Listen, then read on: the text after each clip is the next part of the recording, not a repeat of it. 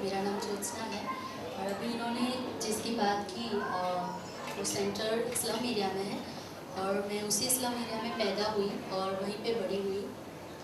तो जब रुद्रा सेंटर की बात हुई थी कि वहाँ पे वुमेन एम्पावरमेंट पे काम करना है तो मुझसे पूछा गया था कि आप करोगे।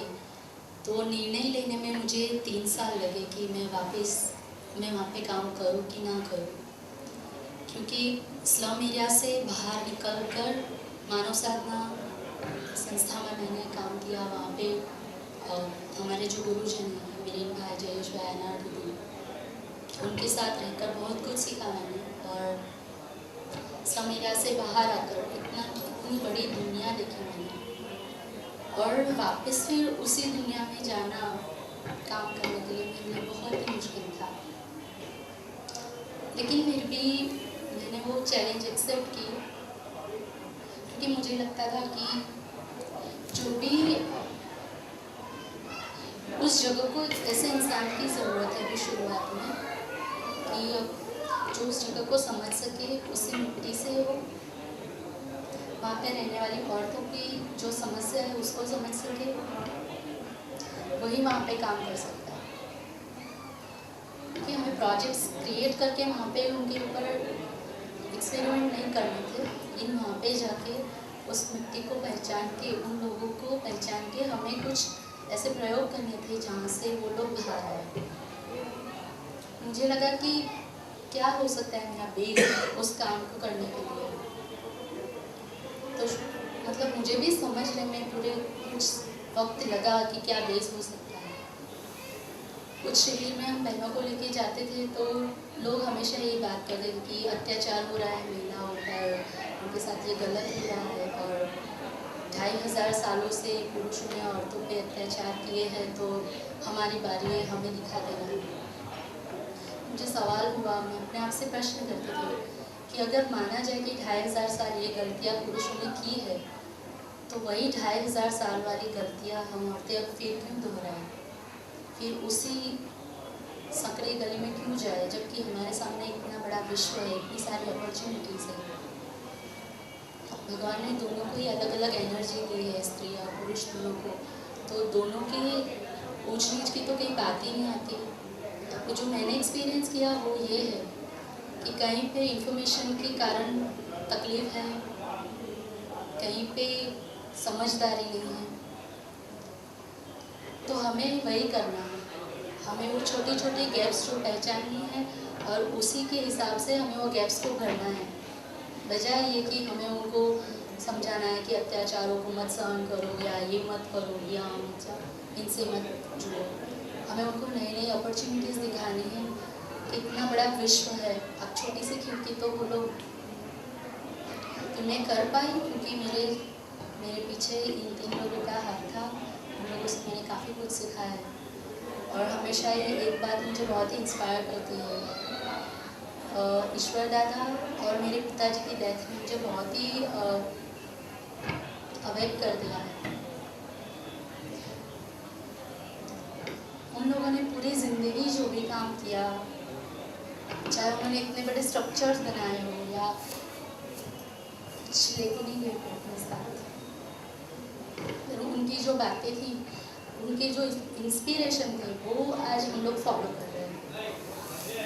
हम आज किसी के साथ शेयर करते हैं तो हम उनको तुरंत ये नहीं बता सकते कि ये टॉयलेट है, इनके ऊपर उन्होंने काम किया, लेकिन वो टॉयलेट क्रिएट क्यों हुआ, उन्होंने इतनी सारी अलग अलग डिज़ाइंस क्यों क्रिएट की, उसके पीछे क्या भाव था उनका। तो उनका भाव था कि वो ऐसे लोगों तक वो टॉयलेट की डिज़ाइंस पहुँचाए जो इसको अफोर्ड नहीं कर पा रहे। उन्होंने इतना रिसर्च किया कि महिलाएं जब रात हो जाती है तो बाहर टॉयलेट के लिए जाती है, तब तक नहीं जा पाती है वो, और इसकी वजह से उनके हेल्थ के ऊपर बहुत बुरा असर होता है। तो इतनी माइक्रो लेवल की बात सोचकर उन्होंने ये डिज़ाइन की शुरुआत की।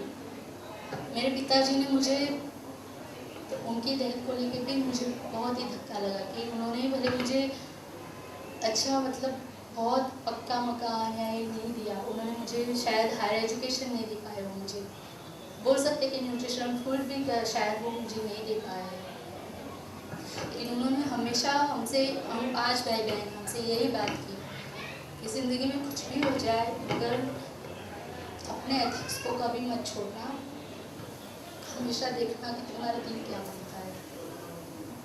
अगर मन कुछ और बोल रहा है, कोई और दिशा दिखा रहा है और आप अगर कोई और दिशा में जा रहे हो कभी कुछ नहीं पा सकोगे। इसीलिए जब रात को सब सो जाते हैं और जब सांसों की आवाज़ आती है, सन्नाटा होता है, वो मुझे बहुत ही मतलब हमेशा डिस्टर्ब करती है कि ये जो टिक टिक टिक हो रहा है वो कितने वक्त चलेगा, कहीं तो ख़त्म होना है। हम बोलते हैं पूरी ज़िंदगी, नहीं पता पूरी ज़िंदगी कितनी लंबी होती है, कितने दिन कितने घंटे उसमें होते हैं। एक बार वो जब टिक टिक वो ख़त्म हो जाती है, फिर जो भी इस धरती को छोड़ के चला गया वो वापस धरती पे नहीं आता। सिर्फ उसने जो काम किया है, जो सुगंध फैलाई, वही इस धरती पे रहती है। मुझे हमेशा यही लगता है कि जितना भी वक्त मेरे पास हो उसको मुझे अच्छे से अच्छे काम में मुझे उसका सदुपयोग करना है। मैं कुछ और नहीं दे पाती, मैं बहुत ही हाईली एजुकेटेड भी नहीं हूँ, मेरे पास कोई ऐसी डिग्री भी नहीं है, लेकिन फिर भी आज मैं इस जगह पे आके बोल रही हूँ क्योंकि मेरा मन जो बोला मैंने उसी को फॉलो किया। मेरे मन ने बोला कि ये काम राइट है, तुझे करना है, चाहे किसी को अच्छा लगा नहीं लगा, किसी ने मुझे सपोर्ट किया नहीं किया, मैंने हमेशा वो काम किया। फैमिलीज़ को मैंने, मेरे परिवार को मैंने वो विश्वास दिलाया कि आप मुझ पे भरोसा रखो, मैं जो भी करूँगी सही करूँगी। मुझे अपने आप पे भरोसा है कि मैं जो जिस रास्ते पे जाऊँगी मैं वो रास्ता आपके लिए प्राउडली लेके आएगा, कभी मैं कुछ गलत नहीं करूँगी। मुझे लगता है कि कई बार सर्कल ऑफ शेयरिंग होता है, कुछ भी होता है तो लोग छुपाते हैं, कुछ झूठ बोलते हैं या बोलते हैं कि हम कहीं और रहते हैं। लेकिन मुझे हमेशा, मैं इस्लाम में पैदा हुई और वहीं पे बड़ी हुई, ये बोलते हुए बहुत ही गर्व महसूस होता है मुझे, क्योंकि अगर मैं उस जगह पे नहीं पैदा हुई होती तो मुझे नहीं पता चलता कि वहाँ की तकलीफ़ें क्या है, और कहीं और से मैं पढ़ लिख कर वहाँ पे आई होती तो आज मैं जो कर रही हूँ शायद नहीं कर पा रही होती। तो इसलिए मुझे बहुत गर्व है कि मैं वहाँ पे पैदा हुई और वहाँ पे मैं काम कर रही हूँ।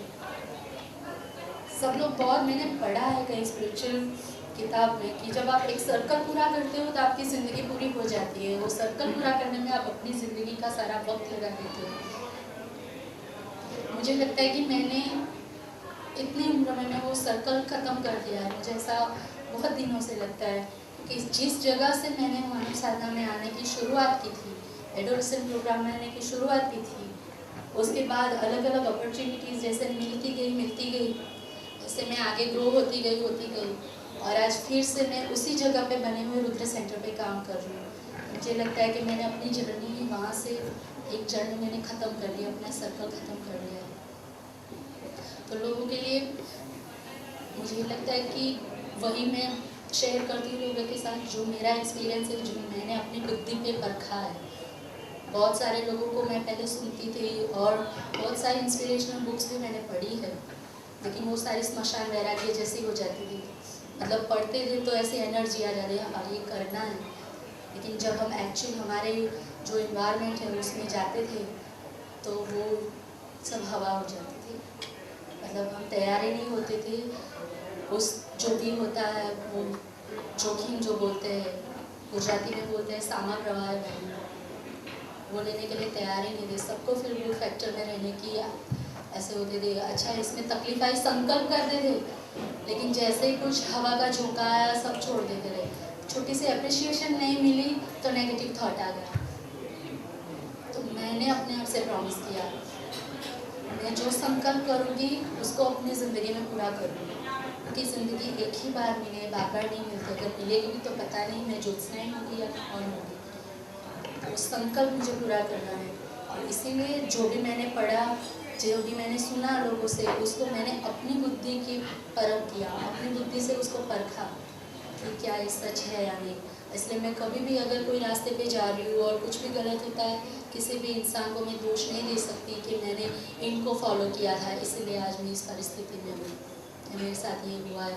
बोल सकती हूँ क्योंकि मैंने संकल्प किया और मैं आगे बढ़ी हूँ हिम्मत करके, इसलिए मैं आज इस परिस्थिति में हूँ। ये बात बहुत ही सुकून देती है मुझे। और मैं पूरे 8 बजे से रात के 10 बजे तक काम करती हूँ, लेकिन मुझे थकान कभी नहीं होती, क्योंकि मुझे लगता है जितना मैं शेयरिंग करती हूँ लोगों के साथ उतना ही मैं अंदर से भर जाती हूँ। तो इसीलिए कभी मुझे थकान नहीं होती। सिद्धार्थ भाई ने जब मैं सेवा कैफे आई थी, उन्होंने बोला था कि अब थक नहीं जाओगे, तो मैंने बोला जिस दिन थक जाऊँगी मैं आपको बोल दूँगी, लेकिन मैं आखिर में यहाँ से जब जाती हूँ तो मैं बहुत ही भर कर जाती हूँ।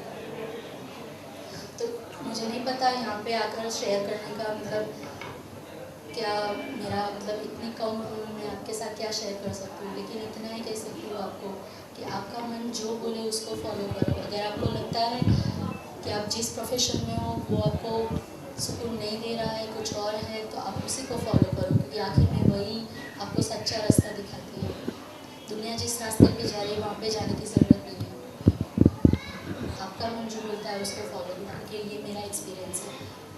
आप भी अपनी बुद्धि पे उसको परखो, आपको लगे तो वहाँ पे जाओ। और मैं झोपड़पट्टी में जन्मी हूँ, फिर भी मुझे कभी भी पैसे बनाने की चाह नहीं हुई है। मुझे लगता है कि मैं इतने पैसे कमाऊँ जिससे मैं अपने परिवार को न्यूट्रिशनल फूड दे सकूँ, उसको पौष्टिक आहार दे सकूँ, त्यौहार में अच्छे कपड़े वो पहन सके। अगर इतना ही मैं कमा लूँ तो बहुत है मुझे। तो कभी मुझे पैसे बनाने की चाह नहीं हुई है। तकलीफ़ें बहुत हैं परिवार में, लेकिन वो मेरे काम की दिशा में वो कभी नहीं आती कि ये तकलीफ है तो मुझे और पैसे बनाने हैं। जिस काम में सुकून मिलता है वही करना चाहिए, ये मेरा एक्सपीरियंस है।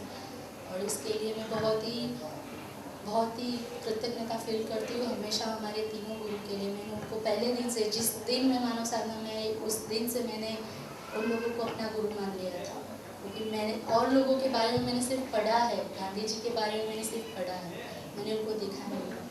उन्होंने जो भी एक्सपेरिमेंट्स किया मैंने उसको महसूस नहीं किया है। इन 3 लोगों को मैंने देखा है अपने नज़रों के सामने काम करते हुए। कुछ भी करना है तो बस करो, निकल पड़ो करने के लिए। उसके लिए सारी तैयारियां करके मत निकलो कि धूप आएगी तो मैं क्या करूँगा, सब धरे के धरे रह जाते हैं। जब धरती कंप आता है तो सब कुछ अपना अच्छे से अच्छा बंगला छोड़ के हम बाहर निकल जाते हैं। तो ये सोचो कि कौन सी चीज़ आपको सुकून देती है, यही मैं आपके साथ शेयर कर सकती हूँ। और वुमेन एम्पावरमेंट के लिए तो मुझे यही बोलना है कि उनको एम्पावर करना मेरे लिए परिवार बनाना है, क्योंकि परिवार के केंद्र में वो लोग हैं। तो गलती से भी मेरे मुँह से ऐसी कोई बात ना निकले जो उनके परिवारों में संघर्ष खड़ा कर दे, जो पति और पत्नी में डिफरेंसेस खड़े कर दे, जो उन दोनों को एक दूसरे के कॉम्पिटिटर बना दे। तो चाहते हैं कि पति और पत्नी दोनों ही मिलकर परिवार बनाते हैं, दोनों की अपनी अलग एनर्जी है, उन्हीं को सही रास्ते पे लाना है। जहाँ पे समझदारी की कमी है वहाँ पे समझदारी को ऐड करना है। सारे जो गैप्स हैं छोटे छोटे उनको हमें भरना है। कुदरत ने सारी चीज़ें बैलेंस में बनाई है, रात दिन सब चीज़ें। तो ये दोनों भी है, दोनों एनर्जी भी बैलेंस के लिए ही बनाए हैं। अगर कोई एक एनर्जी ऊपर आती है तो बहुत बड़ा गैप बन जाता है। तो मुझे महिलाओं को सिर्फ वहाँ पे प्यार से और समझदारी से परिवारों में सुमेल कैसे आए, प्यार कैसे बढ़े, उनका परिवार कैसे बढ़े, क्योंकि दुनिया प्यार से बनी हुई है, सारी दुनिया को प्यार की ज़रूरत है। अगर परिवार की एक अहम व्यक्ति महिला अगर ये सब समझ जाए, पूरे परिवार को प्यार से भर सकती है। और परिवार, फिर अपनी गली, उसके बाद हमारा शहर या गांव, उसके बाद हमारा राज्य, फिर देश और फिर विश्व, ऐसे आ सकता है। इसलिए हम लोग मतलब मैं समझती हूँ, जितनी मेरी समझ है उससे मैं समझती हूँ कि हर एक इंसान इस दुनिया को असर करता है। अगर आज मैं कुछ गलत बोलती हूँ, नेगेटिव थॉट बोलती हूँ, तो वो कहीं ना कहीं किसी ना किसी को असर करता है।